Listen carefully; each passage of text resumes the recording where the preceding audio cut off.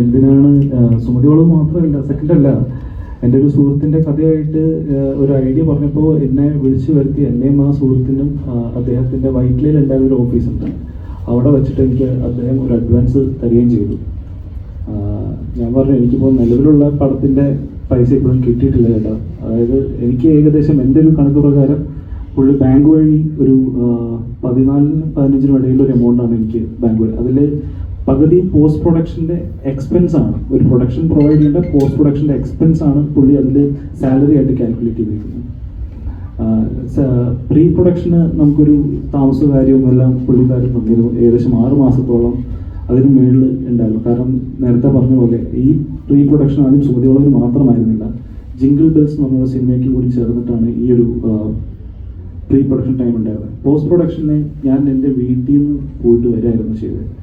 എനിക്ക് ഈ പറഞ്ഞ പോലെ വലിയ കാറോ 2 പടമായി ഞാനിപ്പോഴും ഒരു ബൈക്കും ഊബറും പിടിച്ചിട്ടാണ് ഇപ്പോഴും വരുന്നത്. സാമ്പത്തികമായി വളരെ ഒന്നും നേടിയിട്ടില്ല സിനിമയിൽ സത്യം പറഞ്ഞാൽ. ഇപ്പോൾ കുറച്ച് ചീത്ത പേരും ആൾക്കാരുടെ മുമ്പിൽ കള്ളനുള്ളൊരു അഡ്രസ്സും. സിനിമ അറിയാത്ത പ്രൊഡ്യൂസർമാർ ഇപ്പോഴും നമ്മുടെ കൂട്ടത്തിലുണ്ട്. ഞാൻ കൂടുതൽ അതിനെപ്പറ്റി ഇപ്പോൾ കമൻറ്റ് ചെയ്യുന്നില്ല. സിനിമ അറിയാവുന്ന പ്രൊഡ്യൂസേഴ്സ് എൻ്റെ കഴിഞ്ഞ 2 പടത്തിലുണ്ട്. അവരെന്തെങ്കിലും പറയുന്നുണ്ടെങ്കിൽ അതിൻ്റെ വാലിഡിറ്റിയിൽ വെച്ചിട്ട് വേണം നിങ്ങൾ ഓരോ തീരുമാനങ്ങൾ എടുക്കാനായിട്ട്.